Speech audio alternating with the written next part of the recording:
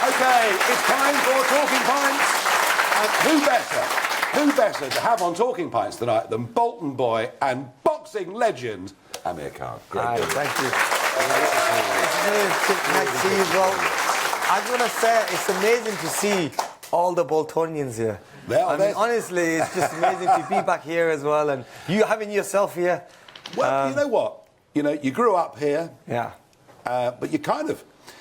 I mean, you were into boxing before you were out of short trousers, weren't you? Well, literally, yeah. I mean, I started boxing at the age of 8, and I was a bit of a hyperactive kid. Believe it or not, but I was a bit of a, chubby kid.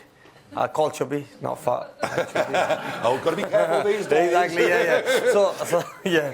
So my dad took me to the gym around the corner from the house, and he said, look, let's burn that energy in something positive. Now, no one would ever think that boxing is a sport that's going to make you behave in school. You think it's going to do the opposite. It's going to make you fight more with a little bit of skill. Yep. But to me, it did the opposite. It made me behave in school. And then I remembered, who remembers the school, Brownlow Fold?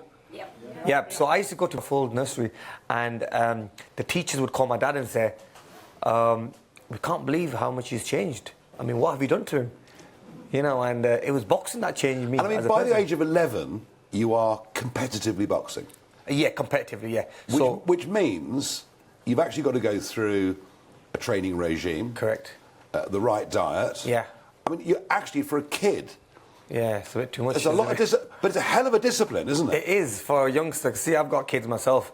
None of my kids listen to me. I started at the age of 8, and when I was 11, I was still in school, and we'd have club shows. So I used to train just up the road from here, Halliwell Boxing Club. So you know where the Halliwell Club is? You know where the weightlifting gym is? Right there. And it was an underground gym. It used to be freezing cold. Oh my God, when we went in there, it used to be freezing cold. You had to literally train hard to keep warm. You know what I mean? Otherwise, it'd be... A bit like today in Bolton. Steam's coming off, in Bolton, yeah. Steam's coming off the mirrors, and you see the steam rising above the ring. But look... But you stuck with it. I stuck with it because... A lot of kids must drop out of this. So all my friends who joined in boxing with me at the same time, 95% of them left, never boxed again, never wanted to go back to the gym because they were being pushed. They had to listen to the trainer. If you didn't listen to the trainer, you get kicked out. So the training is very strict, but at the same time, you have to listen to the trainer because he's a big boss. But you were also incredibly young. I mean, no one knew who you were. And there you go, off to the Athens Olympics in 2004. You're 17 years old. A lot of people say he's way too young to be doing this. Yeah. But you go through, you win a silver medal, and suddenly we see your dad wearing a Union Jack waistcoat and your uncle wrapped in a flag, and there you are, age 17, winning a silver medal. And you come back to Bolton, and there's open-top double-deckers, oh my God, and you're suddenly, overnight, you're a celebrity. Yeah, I mean, I call myself a famous boxer, really, not a celebrity, you know what I mean? That's different for a boxer. Well, I think you actually achieved both. Who remembers that back in 2004, the big bus? And it was crazy, honestly. Do you remember that as well? I couldn't believe when I come back, I was walking down the same streets what I normally walk down on. I was already an amateur world champion, amateur European champion, but no one knew me. Yeah. But after the Olympics, and that's how big of a tournament the Olympics is, everyone knew who Amir Khan was. And it was crazy. I had to pinch myself. Then, I had never done an autograph. So I thought, just that cool, I'll sign my name as fast as I can. Honestly, and that's all it was.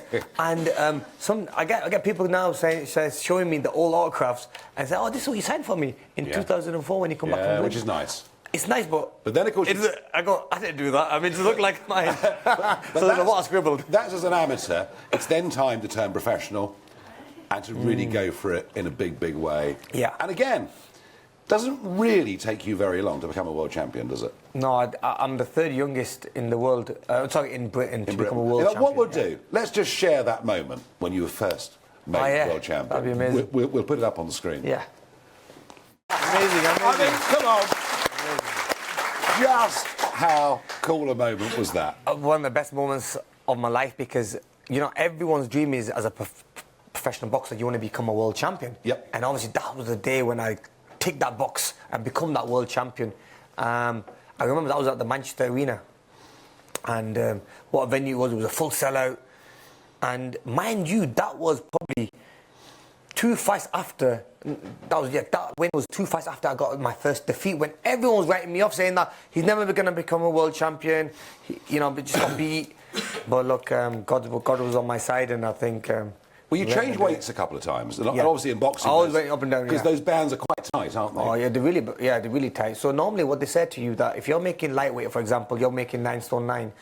If you're a pound over, there's big penalties, Yeah. or they might even call the fight off, and then that costs you the whole show. So we had to make sure that whenever we're making weight, and that used to be a one fight. Making weight is very, very hard. Putting the sweatsuits on. It's like being a jockey, isn't it? You won't believe this, but just right outside here, I used to run these streets. Like when I go for a jog at night time, I used to go really late at night time. But I went one afternoon one time. I was getting stopped all the time in the cars, so I wasn't really stop and starting, and taking pictures. But at night time, I used to go quite regularly, and I used to go past here all the way to the top.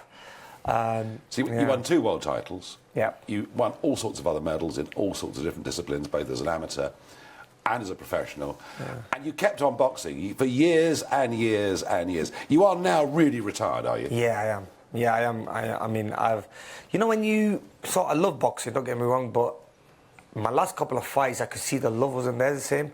I didn't want to really push the body as much. All my life, I've been training so hard. I just couldn't do it no more. I mean, I was getting more aches and pains. Like, just before my last fight, I ripped my rotator cuff. I ripped one of the tendons. And I thought to myself, what's going on here? This is, the body can't take that much punishment. So I had to call it a day. I mean, I do miss the sport. I wish I still had it in me to do more fights and to entertain more people. But, sometimes your body, you need to stop. And now having kids as well. I've got 3 kids. I want to be a good father, a good role model to them. So I want to be around them when they go to school. I want to follow, drop them off there.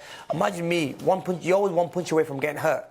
Now, I don't want to ever be one of them fighters that stayed in the game for too long and boom, something happens. Which people do, don't they? Which people do. Look, one of the greatest fighters in the world, Muhammad Ali, stayed in the game a bit too long. Sad. And you probably remember that when he used to fight, he was an amazing fighter, but stayed in the game for too long, and poor guy didn't really get to enjoy the rest of his life. Didn't really see his kids grow. So I'd never want to be in that same position. The side of Ali at the end was very, very sad. Yeah. How do you, now you're not professionally boxing, how do you keep, is there still a big fitness regime? Or is it harder? So I got an academy just down the road. You should come and do a little session there later on before you go home. We'll get him to the gym. Remind me of a sparring partner. It's not often I'm lost for words, but I give it a go. No, I know that. You've branched out into lots of different things. So the academy, that's basically to try to encourage kids to do what you've done. Yeah, so I was there just yesterday. I went to meet the kids. So we have about, I think in a week, we have about 300 kids coming a week. That keeps the kids off the streets, gives them a bit of discipline. See how boxing taught me, kept me off the streets, kept me behaved, taught me discipline. I want to do the same thing for these youngsters around that area. And then they go out and they do club shows, they do boxing competitions, they attend. And yeah, we've had the TV cameras there a few times. The kids love it. So yeah, it's been good. And keeping fit nowadays, everyone wants to look fit and strong. They want muscles. They're at that age, where they want to have their girlfriend see their big muscles and stuff. It's nothing wrong with that. Nothing wrong with that, but you have to get them to get them. So, but you've also since 2014 had the Amir Khan Foundation. Yeah. And I know you've been actively involved in trying to get relief aid down to Turkey in the last few weeks. Can you tell the audience a bit more about your foundation? Yeah, so the Amir Khan Foundation was a charity foundation I started. I used to give a lot to charity after every fight. It was like a thank you. And I used to give it to charity. Then I decided that I don't know where that money is getting spent, so I got my own foundation, Amir Khan Foundation, where every penny now gets spent in the right places. So I started my charity off in UK, feeding the homeless in Manchester, done some work in Bolton, going around different areas. Stuff like kids, going to kids' schools, having to talk to them about, and if they can't afford bags and stuff, I buy them bags, pencil kits, and stuff like that. So that's how the foundation started. But now we've gone on such a bigger scale. We are still supporting the local stuff, but we're doing things a lot internationally as well. In Turkey, they had the earthquake, so we sent a team out there, and we give them aid and stuff, and clothing and food and everything, and medication. Same in Pakistan. Obviously, my parents come from Pakistan, so I built like an orphanage over there as well. I built an orphanage in Africa as well. So, you know, that is a... I mean, you've used your success and your fame, and you're now trying to do some good. It's really admirable. But I have to ask you about the TV programme, Meet the Khans. Oh, I mean, Big in Bolton, yeah. That's Big in what- Bolton, yeah. Did the family enjoy doing that? At the start, it was tough. Yeah, because imagine having a camera in your face all the time. You get a bit sick of it, you know. You can't. Sometimes you want to make a phone call privately, you can't because you're mic'd up. You can't do anything. And but then I got used to it. I swear, I came to a stage now where me and the wife only talk when the camera's on to each other. I swear, because you know they tell you to talk, but when the cameras are off. We don't even speak to each other. We're like, because you normally have to act that much on camera that it takes so much energy at you. People think it's easy to be on camera, and a lot of respect to you. You're always on the camera. It does take a lot of energy at you. It does actually, yeah. But I love it. I've always loved it. It's not quite as tough as being in politics either, I can tell you. I don't get quite the same level of abuse, although very, very close. And Amir, Bolton's still very much in your heart. Family's still here. Yeah, definitely Bolton. Love the Bolton Wanderers Football Club as well, guys. Football Wanderers. Yeah. So Well, you've got the Doug behind you, who's the new sponsor. Tough Sheet, the new sponsor of the stadium. Good man, so how are you? that? So all round, Brilliant. it's a Bolton love-in, folks. Yes, we all stick together. Can we say a big thank you to Amir Khan for joining us on Talking Pints today? Thank you, sir. Thank you very much. Okay.